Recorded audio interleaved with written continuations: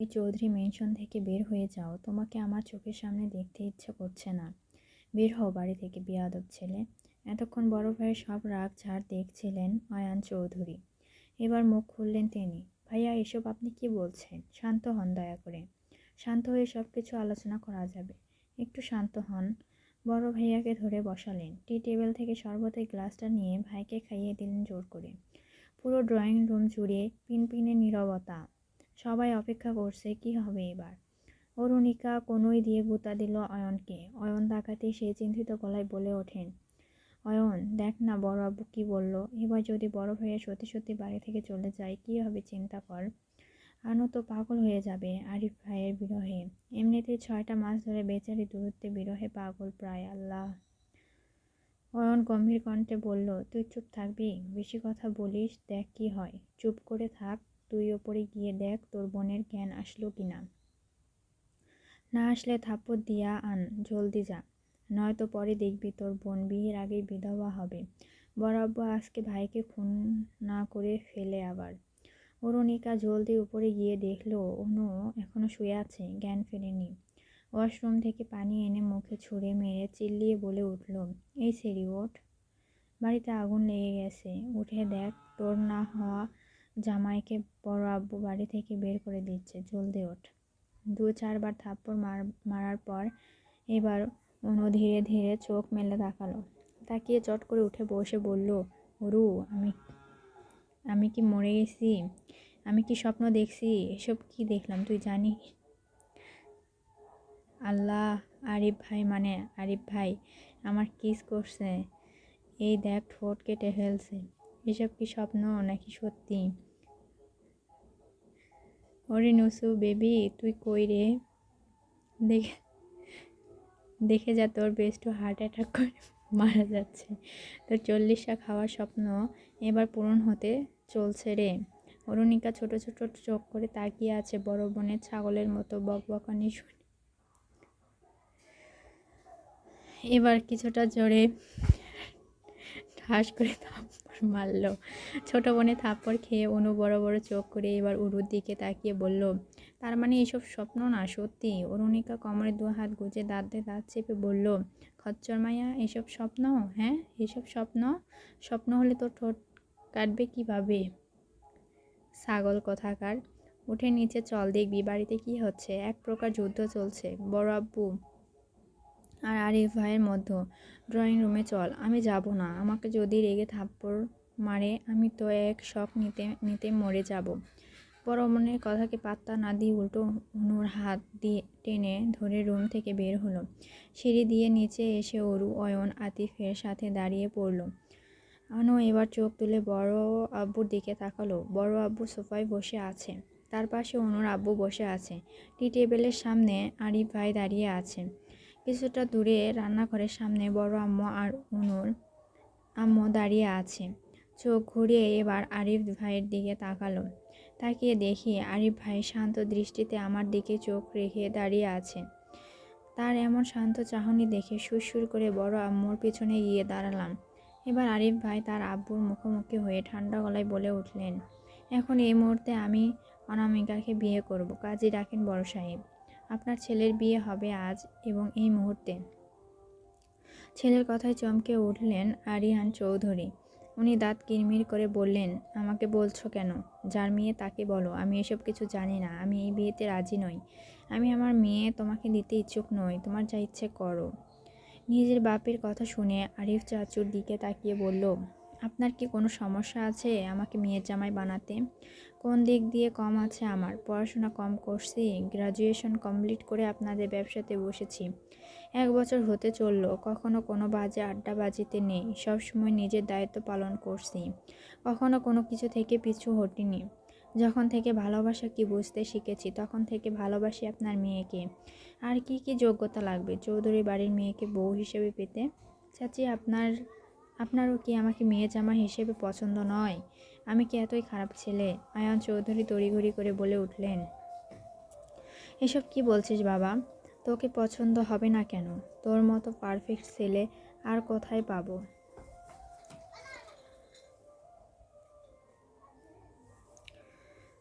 আমার মেয়ের জন্য আমার তো আমি আমরা তো রাজি। বড় ভাইয়া, আপনি এত নারাজ কেন? আরিফ তো বলছে ভালো রাখবে অনুকে।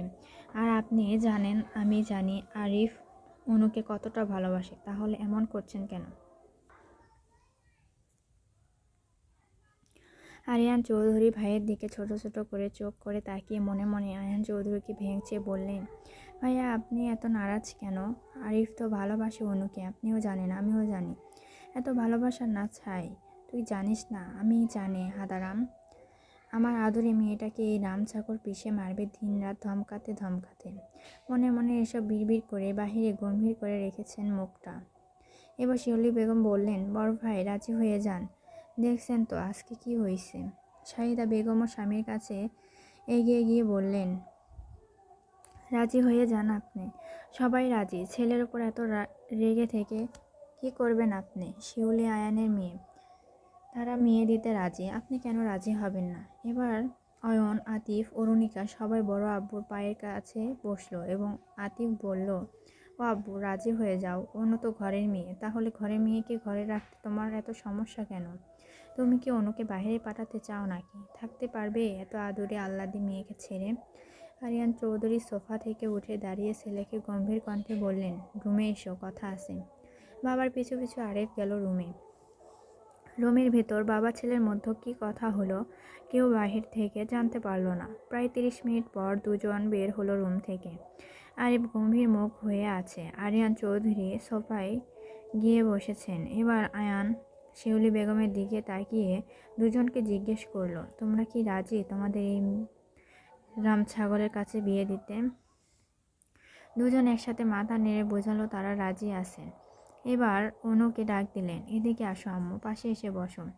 বড় আব্বুর ডাক শুনে অনু ধীর পায়ে হেঁটে আরিফকে পাশ কাটিয়ে সোজা বড় আব্বুর পাশে বসলো। আরিয়ান চৌধুরী অনুর মাথায় হাত বুলিয়ে দিয়ে আরিফের দিকে আঙুল করে তাক করে বললেন, আম্মু তুমি কি এটারই বিয়ে করতে রাজি আছো? মন থেকে বলবে কিন্তু, কোনো জোর জবরদস্তি নেই তোমার উপর। তুমি যেটা বলবে সেটাই হবে। অনু বড় আব্বুর কথা শুনে চোখ তুলে আরিফের দিকে তাকালো।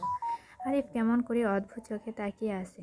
এবার অয়ন, আতিফ, অরুণিকার দিকে তাকালো। সবাই এমনভাবে তাকিয়ে আছে অনুর দিকে যেন মনে হচ্ছে চোখ দিয়েই বলে দিচ্ছে, অনুর বাচ্চা, তুই শুধু উল্টাপাল্টা কিছু বলে দেখ, তাহলে তোর আস্ত চিবিয়ে চিবিয়ে খাইয়া ফেলামো একদম। অনু এদের এমন চাহনি দেখে শূন্য ঢোক গিলে নিচের দিকে তাকিয়ে মিনমিন করে বলে, বড় আব্বু আমি রাজি। অনু রাজি শুনে সবাই হাঁপ ছেড়ে বাঁচল। আতিফ তো জোরেই বলে দিল, অনুর বাচ্চা, তুই যদি এখন উল্টাপাল্টা কিছু বলতি তাহলে বিশ্বাস কর, ভাইয়া যেভাবে তোর দিকে তাকিয়েছিল তোকে চৌধুরী বাড়ির ছাদ থেকে ধাক্কা দিয়ে চাঁদের দেশে পাঠাতে 2 মিনিটও বোধহয় খরচ হতো না। কথা শেষ করতে না করতে অরুণিকা ঠাস করে পিঠের মধ্যে একটা কনুই মেরে একদম কুজো করে দিয়েছে আতিফকে। ওর কনুই খেয়ে সবার দিকে তাকিয়ে বোকা বোকা হাসি দিল।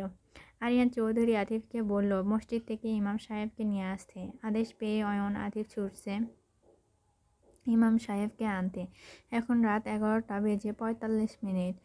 এত রাত চৌধুরী বাড়ির 2 ছেলে ইমাম সাহেবকে কাঁধে উঠে না দৌড়ে আসে। আরিফ ফোন বের করে গ্রুপে একটা টেক্সট লিখে পাঠিয়ে দিল। মেসেজে ছিল, 10 মিনিটের মধ্যে চৌধুরী বাড়ির ড্রয়িং রুম, তোদের দেখা চাই। মেসেজ ডেলিভারি হতেই ফোনটা পকেটে ঢুকিয়ে রাখলো। রাত বাজে 12টা। একটা কালো প্রাইভেট কার এসে থামলো চৌধুরী বাড়ির গেটের কাছে। শব্দ শুনে দারোয়ান দ্রুত গেট খুলে দিল। গাড়ি পার্ক করে 4 জন সুদর্শন যুবক গাড়ি থেকে বের হয়ে সোজা চৌধুরী বাড়ির সদর দরজার দিকে গেল। দরজা খুলে 4 জন ভেতরে প্রবেশ করে দেখলো সবকিছু কেমন জানি থমথমে পরিবেশ। 4 জন এগিয়ে এসে সোফায় বসে আরিয়ান চৌধুরী, আয়ন চৌধুরী, শাহিদা বেগম ও শিউলি বেগমকে সুন্দর করে সালাম দিল। 4 জন যুবক হলো আরিফের স্কুল জীবনের বন্ধু এবং কলেজ ভার্সিটি সব একসাথে থেকেই পড়াশোনা শেষ করেছে। তাদের নাম আদি, জয়, ইমরান ও তামিম। আরিয়ান চৌধুরী তাদের দেখে কপাল কুঁচকে বললেন, তোমরা হঠাৎ আসলে যে, নিশ্চয় এই বাদরটা ডেকেছে। আর তোমাদের এই বদমাইশটা ডাকবে না তো আর কি করবে? যাই হোক, শোনো, তোমাদের শুধু ডেকেছে নাকি আরও কিছু বলেছে? কেন ডাকলো হঠাৎ এই রাতে করে? চারজন এক সামনে মাথা দুদিকে নাড়িয়ে বোঝালো তারা কিছু জানে না। ওদের কিছুই বলেনি আরিফ। আরিয়ান চৌধুরী ছেলেকে অপদস্থ করার সুযোগ যেন পেলেন। এবার তিনি কিছুটা তাচ্ছিল্যের সুরে বললেন, তোমাদের এই গুণধর বন্ধু আমার আদরে মেয়েটাকে বিয়ে করতে কী কাণ্ড ঘটিয়েছে সেটা তার থেকে শুনে নিও। ধৈর্যহারা ছেলে, আজ তো একটা বেয়াদব জন্ম দিয়েছি আমি। লজ্জা শরমে সিটাফোঁটাও নেই এর মধ্যে। আরে বাবার কথা শুনে ফট করে বলে উঠল, ভুল বলেছেন বাবা, আপনি না, আম্মু জন্ম দিয়েছে। ওনার পেটে ছিলাম 10 মাস 10 দিন, আপনার পেটে নয়। আরিফের কথা শুনে সবাই এবার ঠোঁট টিপে হাসলো। আরিয়ান চৌধুরী রাগে চোখে একবার ছেলেকে দেখে চুপ করে বসলো। তখন ওই দেখা গেল অয়ন আর আতিফ কাজী সাহেবকে নিয়ে সদর দরজা দিয়ে ভেতরে আসছে। কাজী আসতেই শিউলি বেগম তাড়াতাড়ি নিজের রুমে গিয়ে আলমারি থেকে তার বিয়ের শাড়ি ওড়না বের করে আনলেন।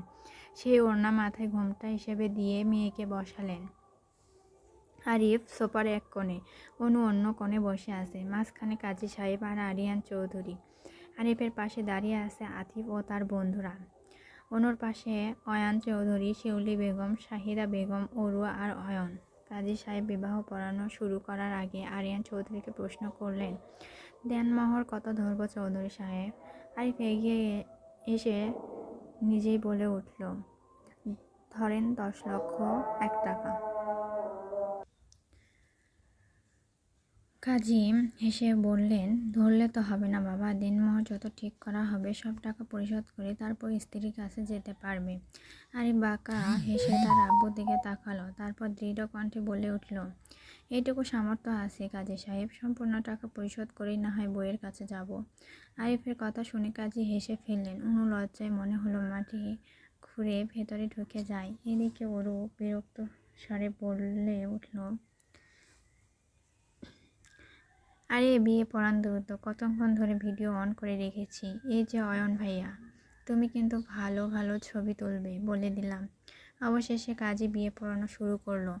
আরিফকে বলা হলো কবুল করতে। একটু দেরি না করে আরিফ ঝটপট বলে দিল, কবুল কবুল কবুল। আরিফ ঝটপট কবুল বলার পর কাজী সাহেব এবার অনামিকা চৌধুরীর দিকে তাকালেন। তিনি গম্ভীর ও স্পষ্ট কণ্ঠে কথা শুরু করলেন, যা শুনে সবার মনোযোগ অন্যদিকে চলে গেল। কাজী সাহেব প্রথমে আয়ান চৌধুরীর ওয়ালির দিকে তাকালেন, তারপর অনামিকা অনুকে উদ্দেশ্য করে বললেন, সাক্ষী প্রমাণের সামনে আল্লাহর নামে এই পবিত্র মজলিসে আপনার সম্মতিক্রমে 10,01,000 টাকা দেনমোহর ধার্য করিয়া যাহা সম্পূর্ণ টাকা বাকি রাখিয়া আপনি অনামিকা চৌধুরী আপনার উকিল আয়ান চৌধুরীর মাধ্যমে আপনি কি মোহাম্মদ আরিফ চৌধুরীকে আপনার স্বামী হিসাবে কবুল করতে রাজি? কাজী সাহেবের প্রশ্ন শুনে অনু মাথা নিচু করে রইল। লজ্জা, ভয়ে আর আবেগে তার কান দুটো যেন লাল হয়ে গেছে। কাজী সাহেব যখন আরেকবার প্রশ্ন করতে গেলেন, ঠিক তখনই আয়ান চৌধুরী এসে মেয়ের পাশে বসলেন। তিনি মৃদু হেসে মেয়ের ঘোমটার উপর দিয়ে তার মাথায় আলতো করে হাত রাখলেন। অতঃপর আদুরে কণ্ঠে বলল, কবুল বলো আম্মু, কাজী সাহেব অপেক্ষা করছে তো। বাবার হাতের স্পর্শ অনুকে মুহূর্তে যেন এক বাঁধ ভাঙা কান্নার দিকে ঠেলে দিল। এই স্পর্শে সে বুঝতে পারল তার বাবা শুধু একজন অভিভাবক নন, একজন বন্ধুও বটে, যিনি আজ তাকে নতুন জীবনের পথে বিদায় জানাচ্ছেন। ঘোমটার আড়াল থেকে অনুর চোখ দিয়ে টপ টপ করে জল পড়তে শুরু করলো। সে কোনো কথা বলতে পারল না, শুধু নিঃশব্দে কেঁদেই চলল। শিউলি বেগম মেয়ের কান্না দেখে নিজে চোখ মুছতে মুছতে বললেন, কাঁদে না মা। আয়ান চৌধুরী আর দেরি করলেন না। তিনি মেয়েকে এক হাতে আলতো করে জড়িয়ে ধরলেন। উষ্ণ শ্বাসে মেয়ের কানের কাছে ফিস ফিস করে বললেন, ভয় পেও না আমার লক্ষ্মী সোনা, তোমার পাশে তোমার আব্বু সব সময় আছে, থাকবে, তুমি তো আর দূরে যাচ্ছ না। বাবার শান্ত করা কথায় অনুর কান্না কিছুটা থামলো। সে বাবার হাতটা খুব শক্ত করে আঁকড়ে ধরল, যেন এই হাত তাকে সাহস দিচ্ছে। আয়ান চৌধুরী তখন ইশারায় কাজী সাহেবকে অপেক্ষা করতে বললেন। অনু বড় করে একটা নিঃশ্বাস নিল, তারপর বাবার দিকে তাকিয়ে একটু হাসার চেষ্টা করলো, যা চোখ ছাপিয়ে আসা জলকে আড়াল করতে পারল না। কাজী সাহেব তৃতীয়বারের মতো যখন জিজ্ঞেস করলেন, অনামিকা চৌধুরী, তুমি কি মোহাম্মদ আরিফ চৌধুরীকে তোমার স্বামী হিসাবে কবুল করতে রাজি? অনু আর দ্বিধা করল না। বাবার হাত শক্ত করে ধরে রেখে আবেগে জড়ানো কিন্তু স্পষ্ট কণ্ঠে সে উত্তর দিল, কবুল, কবুল, কবুল। সবাই যেন এক মুহূর্তের জন্য স্বস্তির নিঃশ্বাস ফেলল। আরিফের মুখে দেখা গেল এক বিজয়ের হাসি, যা আরিয়ান চৌধুরীর চোখ এড়াল না।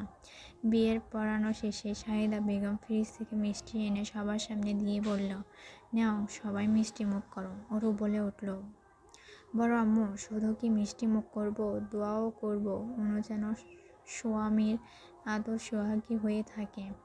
অয়ন তার সাথে তাল মিলিয়ে বলল, আমি দোয়া করব অনু যেন আমাদের একটা ফুটবল টিম উপহার দেয়। Anu, do you know what I mean? বলে শব্দ করে হেসে দিল। আয়ান চৌধুরী আর আরিয়ান চৌধুরী একে অপরকে জড়িয়ে ধরল। আরিয়ান চৌধুরী বললেন, ভাই থেকে বিয়ায় হয়ে গেলি আয়ান। আয়ান চৌধুরী মুচকি হাসল। অরু এবার ভাব নিয়ে বলল, আরিফ ভাইয়া, তুমি কিন্তু ভাইয়া থেকে এখন দুলা ভাই হয়ে গেছো। শালিকে ট্রিট দিতে হবে কিন্তু, তোমার একমাত্র কিউট শালি বলে কথা। আরিফ হেসে মাথা নাড়িয়ে বলল, অবশ্যই দিব শালি সাহেব, আসুন পাশে এসে বসুন, মিষ্টি খাওয়াই। আদি কিছুটা চেপে এসে বলল, দোস্ত, বিয়ে করলি কিভাবে? জয়ও বলে উঠল, দোস্ত, তোর এই হিটলার বাবাকে কিভাবে রাজি করালি? তামিম ভাই, বিয়ে তো করে ফেলছিস, বাসর কি সাজাবো? ইমরান, দোস্ত, তোর কার্ডটা দিয়ে দে, ফুল কিনে আনি গিয়ে, বিড়াল মারতে হবে না আজ রাতে। বন্ধুর কথা শুনে আরিফ চোখ গরম করে তাকালো তিনজনের দিকে। তা দেখে তিনজন চুপসে গেল একদম। ইমরান হালকা হাসার চেষ্টা করে মিনমিন করে বলল, ইয়ে মানে বিয়ে করছিস, বাসর করবি না? তাই তো বলছিলাম বাসর ঘর সাজানোর কথা। এভাবে তাকাস না ভাই, কলিজা কেঁপে ওঠে। আরে বিরক্তিকর কণ্ঠে বলল, তোরা চুপ করে বসতে পারিস না? এদের ফুসুর ফুসুর মধ্যে আরিয়ান চৌধুরী বলে উঠলেন, বিয়ে করছো ভালো করছো, কিন্তু তার মানে এই না যে তোমার এক ঘরে থাকবা। অনুর মেডিকেল এক্সাম সামনে রয়েছে, তাই সে পড়াশোনা করবে। এতদিন আমার মেয়ে থেকে দূরে থাকবা, যা বলছিলাম সব যেন মনে থাকে তোমার। আরিফ শুধু মাথা নাড়ালো। সেটা দেখে শাহিদা বেগমের দিকে তাকিয়ে বললেন, শাহিদা, টেবিলে খাবার সাজাও, সবাই ফ্রেশ হয়ে খেতে আসো। তোমরা সবাই খেয়ে যাবা। আরিফের রুমে গিয়ে ফ্রেশ হয়ে আসে। অরু আম্মু, অনুকে নিয়ে রুমে যাও। আর চোখে আরিফের দিকে তাকিয়ে বললেন শেষের কথাগুলো, দু বোন একসাথে থাকবে আজ থেকে। অরু অনুকে নিয়ে উঠে দাঁড়ালো, সোজা সিঁড়ি বেয়ে উপরে উঠে গেল। রুমে এসে ঘুমটা একটানা ফেলে দিয়ে বিড়বিড় করে বলল, উফ বাবা, আর কিছুক্ষণ ওখানে থাকলে মনে হয় আমার দম বন্ধ হয়ে যেত। তারপর অরুর দু হাত ধরে ঘোরাতে ঘোরাতে বলল, অরু রে, আমি বোধহয় মরেই যাব আজকে খুশিতে। ফাইনালি আরিফ ভাই আমার, অফিসিয়ালি আমার, শুধুমাত্র আমার, একদম সিল মারা আমার। বলে হেসে দিয়ে জড়িয়ে ধরল অরুকে। অরু বলল, এবার থাম তুই, আমায় মেরেই ফেললে আপু। উফ আল্লাহ, স্যার, হাতির মতো শরীর নিয়ে ঝটপটে ধরে আসিস, আমার দম বন্ধ হয়ে গেল। এবার থেকে পাগলামি কম করিস, এতদিন তোর পাগলামি আমি সহ্য করছি। এবার আরিফ ভাইয়ের পালা, তোকে থাপ্পড়ে সোজা বানিয়ে দেবে। উনি তার সামনে উল্টো পাল্টা কিছু করলেন। তোর আরিফ ভাইকে আমি ভয় পাই নাকি? সর, ওনার সামনে কে যাবে পাগলামি করতে? আর আমি পাগলামি করব নাকি? উল্টো ওনাকে তো আমি পাত্তাই দিব না। এতদিন আমাকে যেমন অবহেলা করছে, এবার আমার পালা, বুঝিয়ে দিব এই অনামিকা চৌধুরীকে অবহেলা করার মানে কি হয়। এতদিন খুব ভালো ভাব ধরলো না, একদম দেখে নিব উপর থেকে নিচ পর্যন্ত। কাকে উপর থেকে নিচ পর্যন্ত দেখে নিবি তুই? অনুর কথা শেষ না হতেই পুরুষালী কণ্ঠস্বর শুনে চমকে উঠল। পিছনে ফিরে দরজায় চোখ যেতেই লাফিয়ে উঠল অনু। আরিফ ভাইকে দেখা মাত্র ভয়ে তড়িঘড়ি করে উঠল, কই কিছু না তো। কাকে দেখাবো? আবার কাউকে দেখাবো না। আপনি ভুল শুনছেন আরিফ ভাই। আরিফ চুপচাপ এগিয়ে এসে অরুর দিকে তাকিয়ে বলল, তোদের না ফ্রেশ হয়ে নিচে যেতে বললো? যা ফ্রেশ হ। আরিফের কথা শুনে অরু দ্রুত ওয়াশরুমে চলে গেল। এবার অনু একা ঘরে সেটা খেয়াল করে শুকনো ঢোক গিলে বোকার মতো হেসে বলল, হে হে আরিফ ভাই, যান আপনি নিচে, আমরা আসছি। এই এই যে অরু বের হলে আমি ফ্রেশ হতে যাব। আরিফ বাঁকা হেসে 2 পা এগিয়ে এসে অনুর কোমর এক হাত দিয়ে সাপের মতো পেঁচিয়ে ধরল, আর এক হাত দিয়ে অনুর ঘাড়ের চুলের ভেতর ঢুকে মুখটা এগিয়ে এনে পরপর বেশ কয়েকটা চুমা খেলো কপালে, গালে, চোখে চুমোতে ভরিয়ে দিল। এদিকে অনু 2 চোখ খিচে বন্ধ করে রেখেছে, যেন চোখ খুললে মহাবিপদ। আরিফ ঠোঁট একদম অনুর কানে লতি কাছে নিয়ে গিয়ে ফিসফিস করে বলল, ঠিক ঘড়ির কাঁটায় 2টো বাজার সাথে সাথে তোকে যেন আমার রুমে পাই অনু, না পেলে খবর আছে তোর। অরু ফ্রেশ হয়ে ওয়াশরুম থেকে বের হয়ে অনুকে এভাবে চোখ মুখ খিচে দাঁড়িয়ে থাকতে দেখে ধাক্কা দিল। ছোট বোনের ধাক্কা খেয়ে অনু চোখ খুলে তাকায়। কি হয়েছে, এভাবে দাঁড়িয়ে আছিস কেন আপু? অরুর কথা শুনে অনু বিরক্তিকর কণ্ঠে বলল, কই এভাবে দাঁড়িয়ে আছি। বড় বোনের মুখ থেকে এমন কথা শুনে কপাল কুঁচকে অরু বলল, আমি দেখলাম তুই চোখ বন্ধ করে খাম্বার মতো দাঁড়িয়ে আছিস, আর এখন বলছিস কই এভাবে দাঁড়িয়ে আছি। ও এমনি বলে অনু ওয়াশরুমে চলে গেল। অনেকক্ষণ সময় অতিবাহিত হয়ে যাওয়ার পরও অনুকে বের হতে না দেখে অরু চেঁচিয়ে বলল, কি রে, বের হবি না আজকে ওয়াশরুম থেকে? তুই বের হবি নাকি আমি চলে যাব? অনু ওয়াশরুমের ভেতর থেকে বলে উঠল, তুই চলে যা, আমি খাবো না, সন্ধ্যায় খেয়েছিলাম, আম্মুকে বলিস আমার পেট ভরা আছে তাই খাবো না। অরু অনুর কথা শুনে নিচে চলে গেল। অরু চলে যাওয়ার পর অনু ওয়াশরুম থেকে বের হয়ে ড্রেসিং টেবিলের সামনে দাঁড়ালো, কপালে গালে হাত বুলিয়ে, তারপর 2 হাত দিয়ে মুখ ঢেকে বিছানায় ঠাস করে শুয়ে পড়ল। তার কেমন জানি লজ্জা করছে। ও আপনাদের তো এখনো পরিচয় দেওয়া হয়নি, আসুন সবার সাথে পরিচয় করিয়ে দিই। চৌধুরীরা 3 ভাই, আরিয়ান চৌধুরী, আয়ান চৌধুরী, আরহান চৌধুরী। বড় ভাই আরিয়ান চৌধুরী, স্ত্রী শাহেদা বেগম ও 2 ছেলে আরিফ, আতিফ। আরিফ বড়, তার 2 বছরের ছোট আতিফ। মেজ আয়ান চৌধুরীর স্ত্রী শিউলি বেগম ও তার 3 ছেলে মেয়ে, মেজ মেয়ে অনামিকা, বড় ছেলে অয়ন এবং ছোট মেয়ে অরুণিকা। ছোট আরহান চৌধুরী, তিনি পরিবারসহ বর্তমানে আমেরিকায় আছে। ওনার বউ জান্নাত আহমেদ এবং 2 ছেলে জায়ান, অর্ক। বাকিটা আপনারা গল্প পড়তে পড়তে বুঝে যাবেন। রাত এখন বাজে 1:40। অনু শুয়ে শুয়ে ভাবছে যাবে কি যাবে না। শেষমেশ নিজেকে আটকাতে না পেরে ওর পাশ থেকে আস্তে করে উঠে দাঁড়ালো এবং ধীরে ধীরে পা টিপে দরজা খুলে রুম থেকে বের হয়ে গেল। আরিফের দরজার সামনে এসে দেখল দরজা খোলা। দরজায় হালকা করে ধাক্কা দিয়ে দেখল রুম খালি, কেউ নেই। ধীর পায়ে দরজা পুরোটা খুলেও কাউকে দেখতে পেল না। রুমের ভেতর প্রবেশ করে দরজাটা চাপিয়ে দিয়ে বেলকনির দরজায় গিয়ে দাঁড়ালো এবং দেখতে পেল আরিফকে অন্ধকারের মাঝে দাঁড়িয়ে আছে। আরিফ অনুর দিকে না তাকিয়ে বলল, দেখ, বিছানার উপর একটা বক্স আছে, সেটাতে যেসব জিনিস আছে সেগুলো পরে নে, তোর রুমে যেতে হবে না, আমার ওয়াশরুমে যেতে পারিস। অনু পেছন ফিরে দেখলো বিছানায় একটা নীল রঙের বাক্স রাখা আছে। সে কৌতূহলী হয়ে বিছানার কাছে এসে এক বক্সটা খুললো। দেখতে পেল বক্সের ভেতর লাল রঙের একটা জামদানি শাড়ি, 2 মুঠো লাল কাচের চুড়ি ও ব্লাউজ, পেটিকোট সব রয়েছে।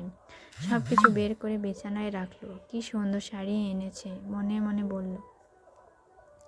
আপনার পছন্দ সবসময় ফার্স্ট ক্লাস আরিফ ভাই, শাড়িটা একদম আমার মনের মতো হয়েছে, খুব সুন্দর শাড়ি এনেছেন, কি যে খুশি লাগছে শাড়িটা দেখে, পারলে এক্ষুনি খুশিতে আপনাকে 2টো চুমা খেতাম, হিহি। হঠাৎ কিছু একটা মনে হতে মনটা খারাপ হয়ে গেল। এতদিন তো কোনো অনুষ্ঠানে গেলে হয় পার্লার থেকে না হয় বড় আম্মু আর আম্মু শাড়ি পরিয়ে দিত তাকে, কিন্তু এখন সে কীভাবে শাড়ি পরবে? শাড়ির দিকে তাকালে কান্না আসছে তার। এবার সে সত্যি ঠোঁট ফুলিয়ে কান্না করে দিল। তার আরিফ ভাই কত শখ করে তার জন্য শাড়ি এনেছে, অথচ সে কিনা এখন পরতেই পারবে না, এটা ভেবে ফুঁপিয়ে উঠল।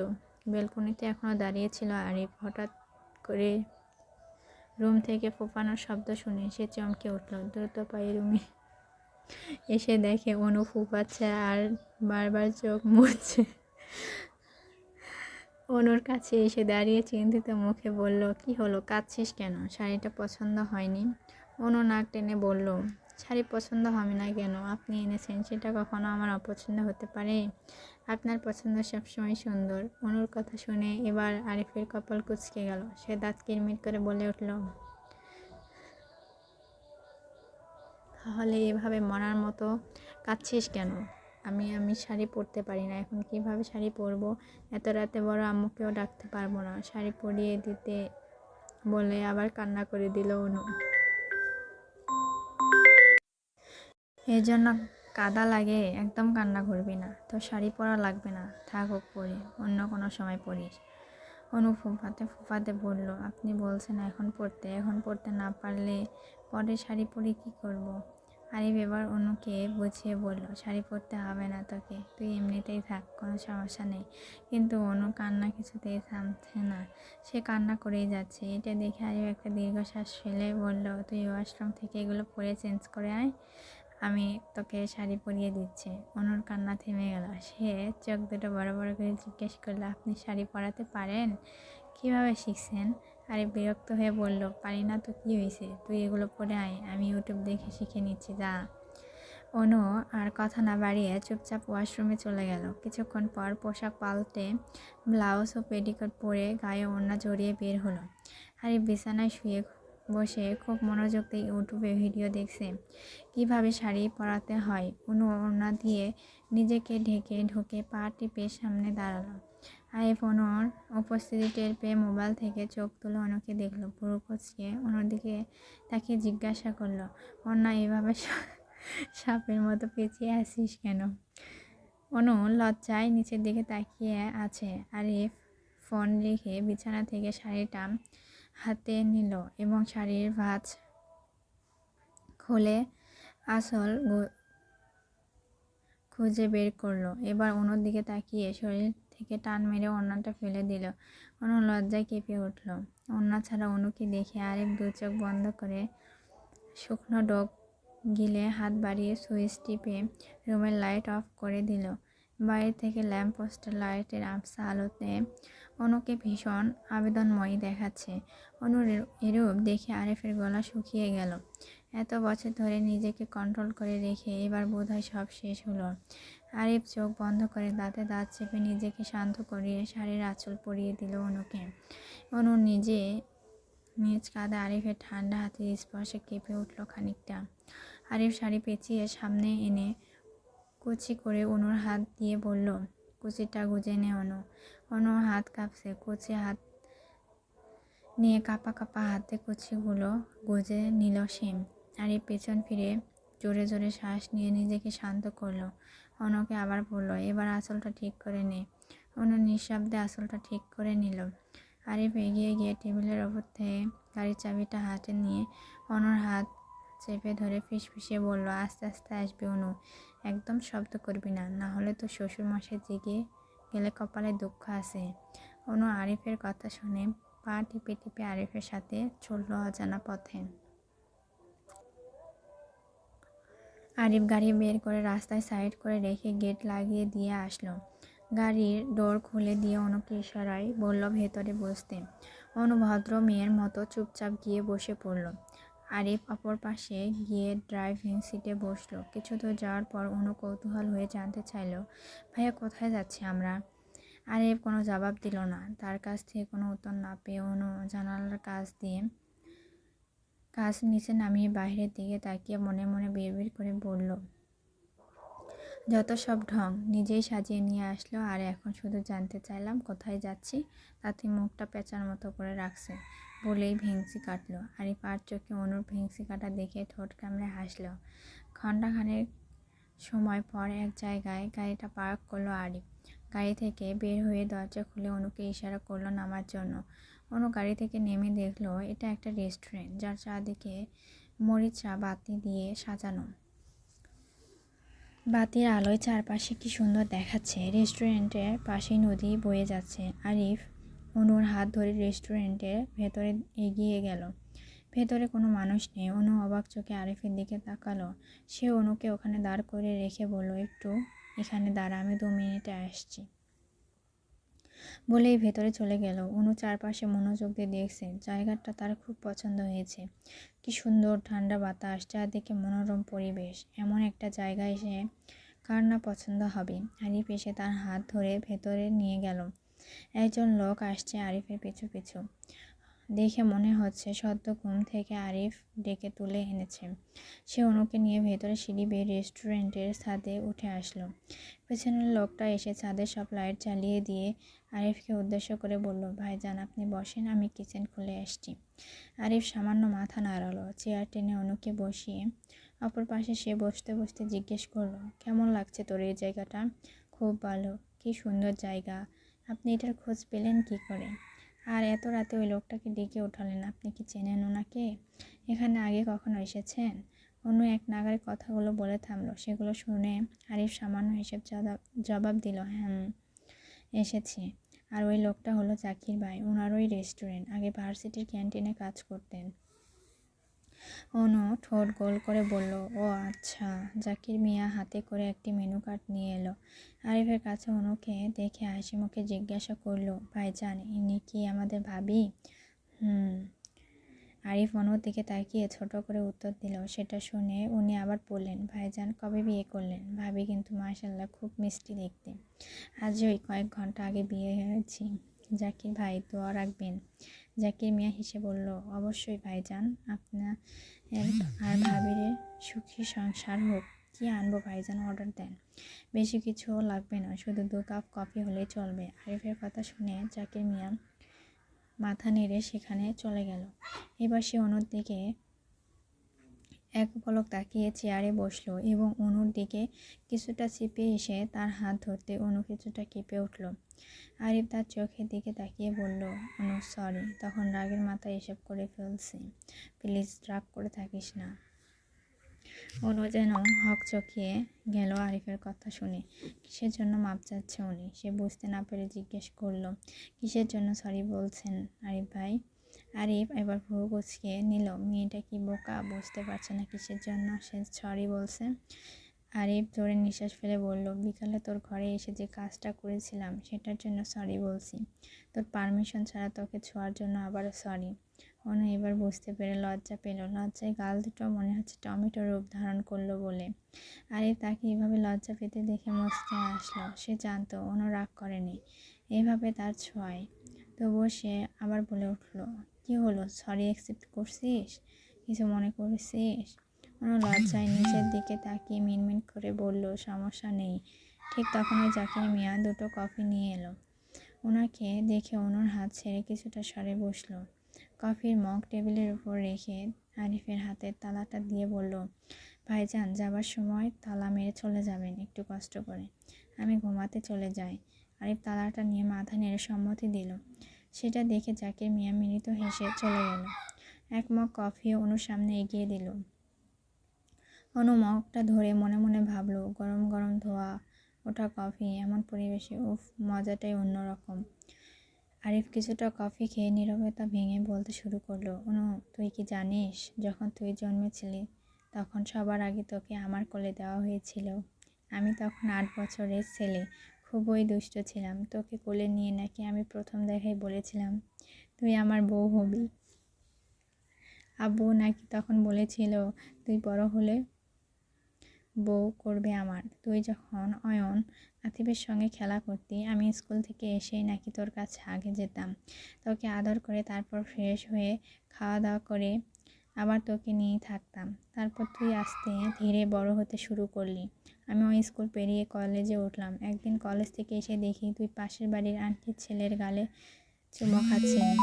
সেদিন তোকে খুব মেরেছিলাম। তারপর আব্বু আমাকে হোস্টেলে পাঠিয়ে দেয়। প্রতিদিন তোর খবর আতিফকে দিয়ে নেওয়াতাম। যখন থেকে বুঝতে পারলাম ভালোবাসা কি, তখন থেকে তোকে ভালোবেসেছি। শুনলাম তুই স্কুলে প্রথম দিন গিয়ে রিফাতের সাথে ফ্রেন্ডশিপ করেছিস। সেদিন তোর সাথে হাত মেলানোর জন্য বেচারি গিয়ে কি মায়ের না খেতে হয়েছিল। 3 দিন জ্বরের ঘরে পড়েছিল। অনু কথাগুলো শুনে চমকে তাকালো আরিফের দিকে। সে অবাক কণ্ঠে বলল, আপনি সেদিন রিফাতকে মেরেছিলেন? কি খারাপ আপনি! সামনে সামনে আমাকে এমন দেখাতেন যেন সহ্য করতে পারে না, আর ভেতরে ভেতরে ভালোবাসা উল্টাই ফেলছেন। বাহ বাহ আরিফ ভাই, বাহ! অনুর কথা শুনে শীতল দৃষ্টিতে তাকালো আরিফ। হঠাৎ করে তাকে এভাবে তাকাতে দেখে অনু বোকা বোকা হাসি দিল। আরিফ কফির মগে চুমুক দিয়ে আবার বলতে শুরু করলো, তোর 18তম জন্মদিনের পর চাচুর গাছে তোকে চাইবে বলেছিলেন আব্বু, কিন্তু তিনি আমার একটা ভুলের জন্য পাল্টি মারেন আমার সাথে, আবারও বাড়ি থেকে বের করে দেন আমাকে 6 মাসের বাড়ির বাইরে রেখে। এদিকে তোর বিয়ে ঠিক করছে তার বিজনেস পার্টনার হেলাল সাহেবের ছেলের সাথে। কোনো কৌতূহল হয়ে বলে উঠল, এর জন্যই আজকে আপনি হঠাৎ করে বাড়িতে এসেছেন আর এসে হিসাব করেছেন? আরিফ মাথা নেড়ে হ্যাঁ বোঝালো। অনু আবার জিজ্ঞেস করলো, কি ভুল করেছিলেন আপনি, যার জন্য চাচু আপনাকে আবার বাড়ি থেকে বের করে দিয়েছিল? আরিফ কিছুটা নড়েচড়ে বসলো। তাকে এভাবে বসতে দেখে অনু চোখ দুটো ছোট ছোট করে তাকিয়ে বলল, আপনি বলতে না চাইলে সমস্যা নেই, বলতে হবে না, তবু এভাবে নড়াচড়া করবেন না, ঠিক করে বসুন। আরিফ শান্ত হয়ে বসে নিজের দৃষ্টি কফির মগের দিকে রেখে ধীর কণ্ঠে বলল, ভুল করেছিলাম, যার জন্য শাস্তিও পেয়েছি। নিজেকে নিজে অনেক শাস্তি দিয়েছি। তোকে বলতে সমস্যা নেই, কিন্তু শোনার পর তুই কেমন রিয়েক্ট করবি সেটাই সমস্যা। অনু বিড়বিড় করে বলল, বলতে চাইলে বলেন, এত ঢং করতে হবে না। এমন কি মহাপাপ করেছিলেন বলেন শুনি? আরিফ একটা দীর্ঘশ্বাস ফেলে বলল, তখন আমি খুব জেদি আর বেপরোয়া ছিলাম। একদিন ক্লাবে কিছু সিনিয়রদের সঙ্গে ঝামেলা হয়েছিল, তারা আমাকে অপমান করেছিল, আর আমার রাগ তখন সপ্তমে। সেটা মেটাতে আমি বন্ধুদের প্ররোচনায় আন্ডারগ্রাউন্ড স্ট্রিট রেসিংয়ে অংশ নিই। একদিন রাতে রেসিংয়ে জিতে গিয়ে আমার মেজাজ এতটাই খারাপ হয়ে যায় যে প্রতিপক্ষের সঙ্গে ভয়ঙ্কর মারামারি করি। আমার হাতে সেই ছেলেটা খুব গুরুতর আঘাত পেয়েছিল। পুলিশের ঝামেলায় তো হয়েছিল, সেই সঙ্গে আব্বুর কানেও কথাটা পৌঁছায়। একটু থেমে আবার বলল, আতিফ দেখে নিয়েছিল সেদিন মারামারিটা। বাড়ি এসে আব্বুকে সব বলে দেয়। আব্বু রেগে গিয়ে খুব বকেছিল, থাপ্পড় মেরে বলেছিলেন আমি আমার আদরের মেয়েকে কোনো বেপরোয়া, দাঙ্গাবাজ আর সহিংস ছেলের হাতে তুলে দিতে পারবো না। তিনি ভয় পেয়েছিলেন যে আমার রাগের মাথায় আমি তোকেও কষ্ট দেব। সেদিন আব্বু আমাকে বিশ্বাস করলেন না, বাড়ি থেকে বের করে দিলেন। তারপর বাড়ি থেকে বের হয়ে কি করব? রাস্তায় রাস্তায় ঘুরিয়ে বেরিয়েছিলাম সারা রাত। পরের দিন আতিফ আর তামিম এসে তামিমের ফ্ল্যাটে নিয়ে গিয়েছিল। তোর দূরত্বের কষ্ট আর অনুশোচনায় জ্বরে অসুস্থ হয়ে 18 দিন হাসপাতালে ভর্তি ছিলাম। কেউ আসেনি দেখতে, আব্বুও না। তারপর থেকে এই 6 মাস তামিমের ফ্ল্যাটে ছিলাম, সেখান থেকে অফিসে যেতাম। আমি নিজেকে প্রমাণ করতে চেয়েছিলাম যে আমি বদলেছি, কিন্তু আব্বু আর বিশ্বাস করতে চাননি, উল্টো তোকে আমার থেকে দূরে সরিয়ে দেওয়ার ব্যবস্থা করেছে বলে দীর্ঘশ্বাস ফেলল আরিফ ভাই। এদিকে তার কথাগুলো শেষ হতে অনু যেন মুহূর্তের মধ্যে পাথর হয়ে গেল। এই মানুষটা বাইরে থেকে যতটা কঠিন ছিল, ভেতরে ভেতরে তার চেয়েও বেশি কষ্ট সহ্য করেছে। আর এই কষ্টের কারণ সে নিজেই। অনু আর নিজেকে ধরে রাখতে পারল না। সে আরিফের হাতটা আর শক্ত করে ধরল। চোখের জল আটকাতে না পেরে টপ টপ করে 2 ফোঁটা গাল বেরিয়ে নামলো। সে অভিমান মেশানো কণ্ঠে বলল, এত কিছু হয়েছে অথচ আমরা কেউ বুঝতেই পারলাম না। আপনি একা একা এত কষ্ট পেলেন। আমি তো আপনার কেউ নই। আমি শুধু আপনার পিছু পিছু ঘুরতাম, আপনাকে জ্বালাতাম। আমি না হয় আপনাকে ভালোবাসতাম, আপনি তো আর ভালোবাসতেন না। আপনি তো সবসময় দেখাতেন আমি আমার সহ্য করতে পারেন না, সবসময় ধমকাতেন। আরিফ দ্রুত মাথা নাড়ল। অনু আবার বলল, ঠিক আছে, আপনি ভুল করেছেন, তার যথাযথ শাস্তিও পেয়েছেন। এখন আর এসব মনে করি প্রয়োজন নেই। এখন তো আমি আপনার বিয়ে করা বউ। এবার থেকে যাই হোক, কষ্ট হলে বা কোনো ভুল করলে আমাকে বলবেন, আমার থেকে কিছু লুকাবেন না। আরিফ অনুর কথা শুনে এক মুহূর্তে সব ভুলে গেল। তার বুকে যেন স্বস্তির হিমেল বাতাস বইল। সে তার অন্য হাত দিয়ে অনুর হাত চেপে ধরল, নরম স্বরে বলল, আচ্ছা ঠিক আছে, এখন থেকে আমার বিয়ে করা বউয়ের থেকে কিছু লুকাবো না, কথা দিলাম। আরিফের মুখে আমার বিয়ে করা বউ সম্বোধন শুনে অন্যর গাল দুটোর সঙ্গে সঙ্গে রক্তিমের রূপ ধারণ করলো। কান গরম হয়ে উঠল। তার বুকের ভেতরে এক অদ্ভুত ভালো লাগা কাজ করলো। মনে হলো লজ্জায় যেন কান দিয়ে ধোঁয়া বের হচ্ছে। আরিফ ওর মুখের দিকে তাকিয়ে মিষ্টি করে হাসল। নদীর ঠান্ডা বাতাসের মধ্যে দুজন দুজনকে আরও উষ্ণতার সঙ্গে অনুভব করলো। এভাবে বেশ অনেকক্ষণ সময় অতিবাহিত হয়ে গেল। আরিফ এবার অনুর দিকে তাকিয়ে বলল, চল, অনেক রাত হয়েছে, এবার বাড়ি ফিরে যেতে হবে। বলা শেষ হতেই অনুর হাত ধরে উঠে রেস্টুরেন্টের লাইট অফ করে তালা লাগিয়ে বের হলো। গাড়ির দরজা খুলে অনুকে ভেতরে ঢুকিয়ে অপর দিক দিয়ে সে ড্রাইভিং সিটে বসে গাড়ি স্টার্ট দিল। গাড়ি চালাতে চালাতে একবার অনুর দিকে তাকিয়ে দেখলো অনু তার দিকেই তাকিয়ে আছে। আরিফ ভুরু নাচিয়ে জিজ্ঞেস করলো, কি? অনু মাথা নাড়িয়ে বুঝালো, কিছু না। আরিফ এক হাত দিয়ে বাড়িয়ে অনুকে টেনে বুকের উপর ফেলে জড়িয়ে ধরে ধীর কণ্ঠে বলল, ঘুম ধরেছে? তাহলে?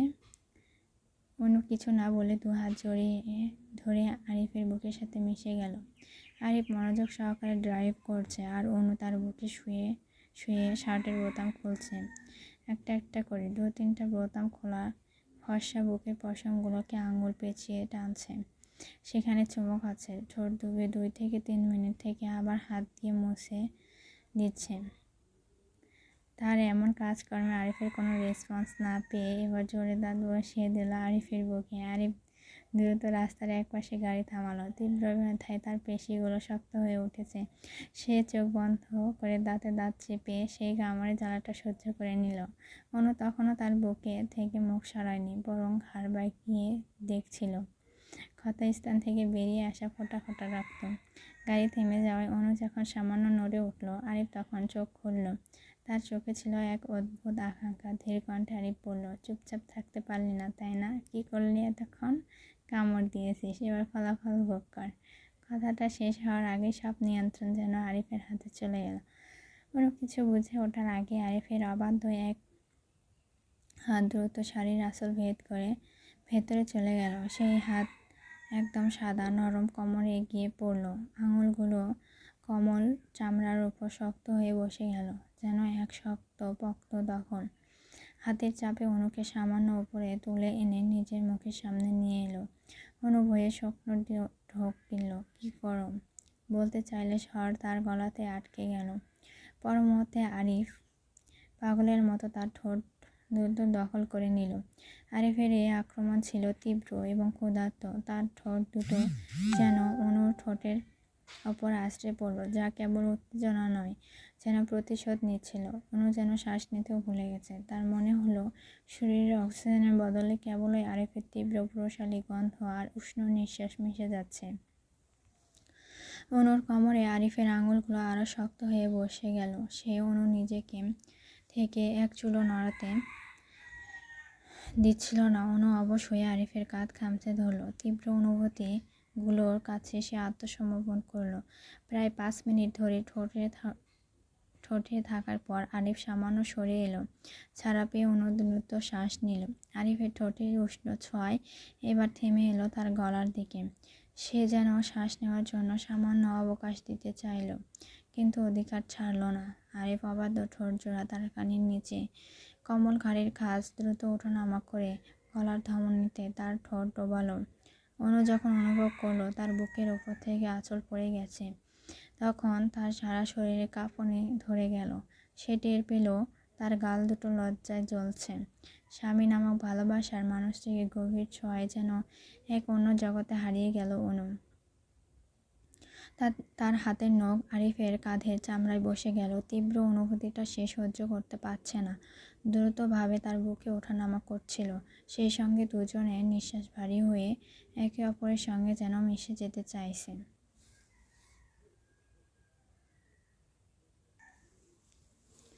সকাল 10টা বাজতে চলল। অনু এখনও ঘুমিয়ে। অনু এই পর্যন্ত 3-4 বার অনুকে ডেকে গেল, কিন্তু অনুর ঘুম ভাঙার নাম নেই। নিচে সবাই খাওয়া দাওয়া সেরে যে যার মতো বের হয়ে গেছে। আরিয়ান চৌধুরী, আয়ান চৌধুরী 2 ভাই সকাল সকাল নাস্তা করেই অফিসের জন্য বেরিয়ে গেছে। আরিফ নাস্তা না করেই ঘুম চোখে কিছুক্ষণ আগে বের হলো। চৌধুরী বাড়িতে এখন শুধু শাহিদা বেগম, শিউলি বেগম, অরুণিকা, অনামিকা আর অয়ন আছে। আতিফও ভোরবেলা বন্ধুদের সাথে চলে গেছে। সামনে তাদের ক্লাবের ছেলেদের সাথে অন্য এলাকায় ছেলেদের খেলা আছে। আরিফ আর আতিফকে ক্লাবের ছেলেরা খুব সম্মান করে। আরিফ যেহেতু অফিসে যাবে তাই আতিফ সকাল সকাল ক্লাবে চলে গেল। শিউলি বেগম রান্নাঘর থেকে চিল্লিয়ে অরুকে বললেন, অরু, যা তোর আপুকে ডেকে নিয়ে আয়। 10টা বাজলো, এখনও ওঠার নাম নেই মেয়েটার। আজকে কি উঠবে না? নাস্তা খাবে না? এখনই যা, গিয়ে এক থাপ্পড় দিয়ে উঠিয়ে নিয়ে আয়। অরু যাচ্ছি বলে বিরক্তি ভঙ্গিতে সিঁড়ি বেয়ে উপরে উঠে রুমে গেল। অরু এখনও উপর হয়ে শুয়ে আছে। অরু সোজা ওয়াশরুমে গিয়ে মগ ভর্তি পানি এনে অনুর ওপর ঢেলে দিল। অনু লাফিয়ে উঠে অরুর ওপর চিল্লিয়ে উঠল, অরুর বাচ্চা, তুই আমার ওপর পানি ফেললি কেন? তোর সমস্যা কি? অরু মুখ ভেঙচিয়ে বলল, তোকে কতবার ডেকে গিয়েছি, শুনেছিস একবারও? মিসেস চৌধুরী যে আমাকে বারবার ধমকে ধমকে পাঠাচ্ছেন তোকে ওঠাতে। তুই আমার কথা শুনছিস? শুনলি না, তাই জন্য পানি দিয়েছি। এবার না উঠিয়ে যাবে কোথায়? অনু রেগে বিছানা থেকে উঠে অরুর চুল টেনে ধরে দাঁতে দাঁত চেপে বলল, অরুর বাচ্চা, তুই এর জন্য আমার ওপর পানি ঢালবি? ভালো করে ডাকলেই তো হতো, উঠে যেতাম।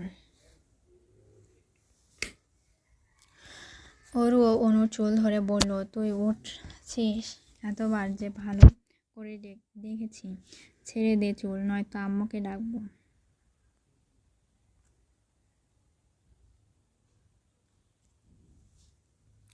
দুজন মারামারি লেগে গেছে। একবার অরু চুল ধরে টানে তো অনু অরুর চুল ধরে টানে। শিউলি বেগম মেয়েদের এমন ঝগড়া শুনে রেগে উপরে চলে এলেন।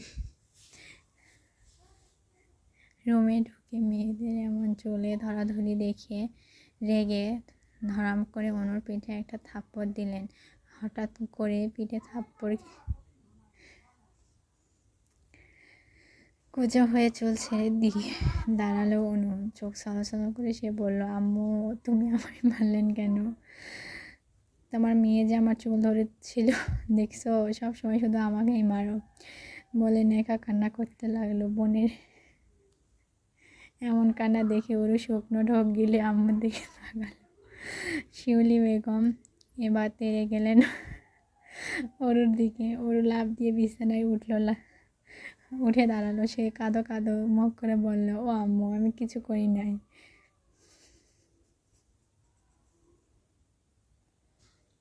কয়বার তোমার মেয়েকে কয়বার ডেকেছি, উঠছিল না। তুমি দেখছো তোমার মেয়ে ওঠে না দেখে একটু পানি দিয়েছি, তাই জন্য আমায় মারছে তোমার মেয়ে।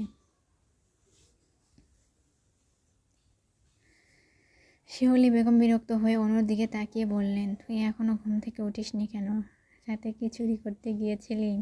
এতবার করে ডাকলো উঠিসনি, এর জন্য পানি দিয়েছে। দুজন চুলে ধরে টানাটানি শুরু করেছিস কেন? ছোট রয়েছিস, কালকে বিয়ে করছিস, ভুলে গেছিস? বড় হয়েছিস, এরপর থেকে যদি দেখছি দুটো এভাবে ঝগড়া করছিস, দুটোকে কান ধরে বাড়ি থেকে বের করে দিব।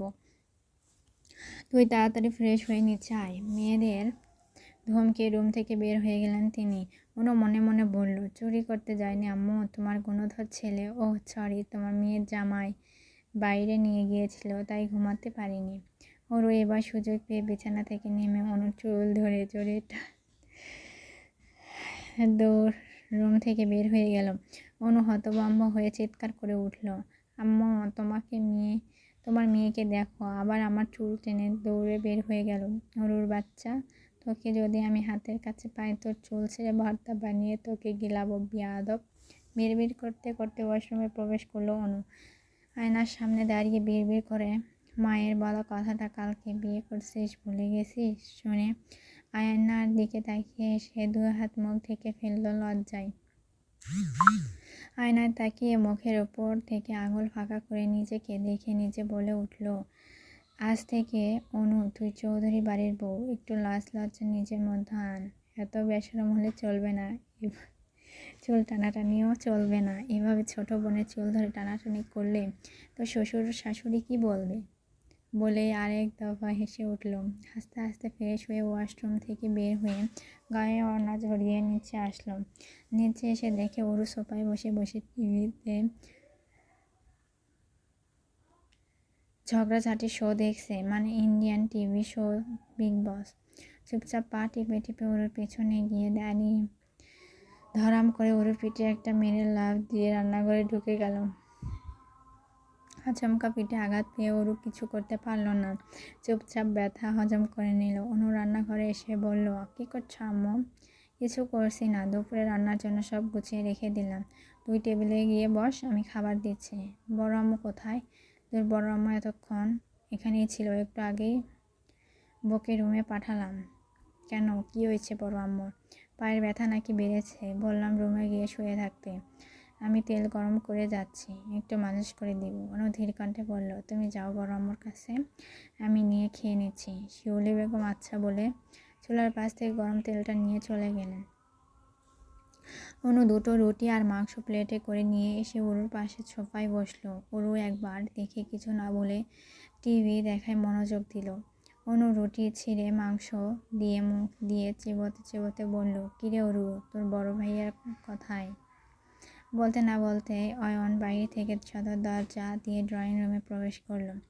অয়নকে ঢুকতে দেখে অনু মুখে রুটি নিয়ে বলে উঠল, ভাইয়া তো রাইও আছে, মাত্র ওরুকে বলছিলাম ওরুর বড় ভাইয়ারা সব কোথায় গেল, আজকে আরও দেখা নেই।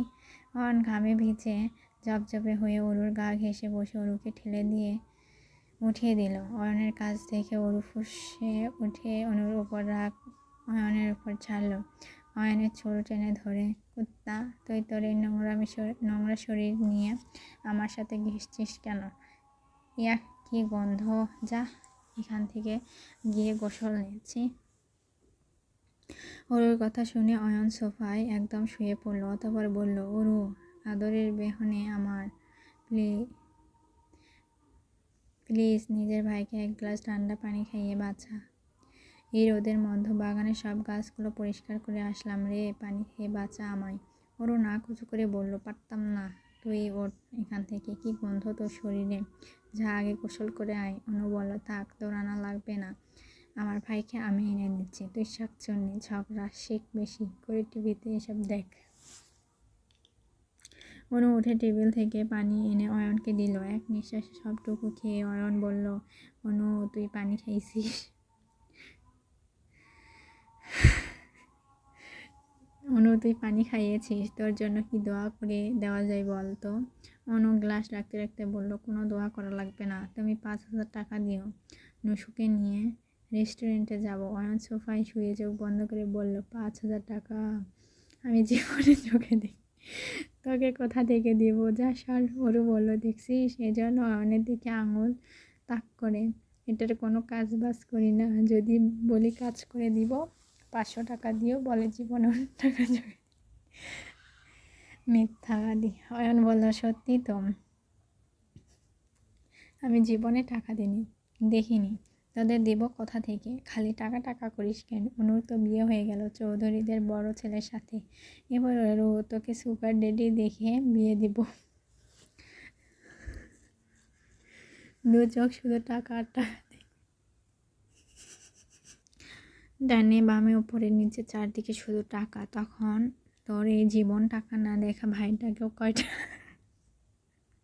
কয়টা দিয়ে টাকা চেনাতে পারবি?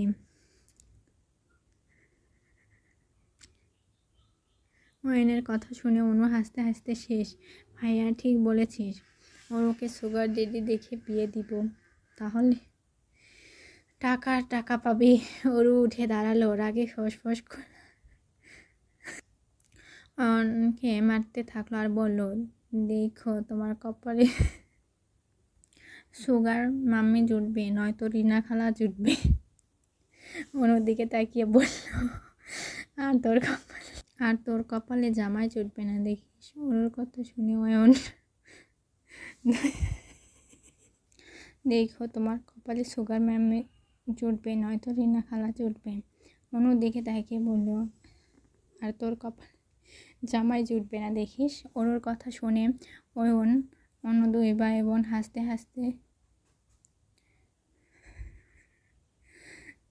গড়াগড়ি খাচ্ছে রীতিমতো। অনু হাসতে হাসতে দাঁত কেলিয়ে বলল, আমার কপালে জামাই জুটে গেছে, দেখিস নি, গতকাল মাত্র বিয়ে করলাম। তোর বড় ভাইকে এত তাড়াতাড়ি সব ভুলে গেলি? এখনই যদি স্মৃতিশক্তি দুর্বল হয়, তাহলে বিয়ের পর নিজের বরকে কীভাবে মনে রাখবি? বলেই আবারও দুই ভাই বোন হাসতে লাগলো। এদিকে অরু রাগে নাক ফুলিয়ে বলল, তোদের দুটোকে আমি দেখে নেব বলেই শব্দ করে সিঁড়ি বেয়ে উপরে উঠে চলবে।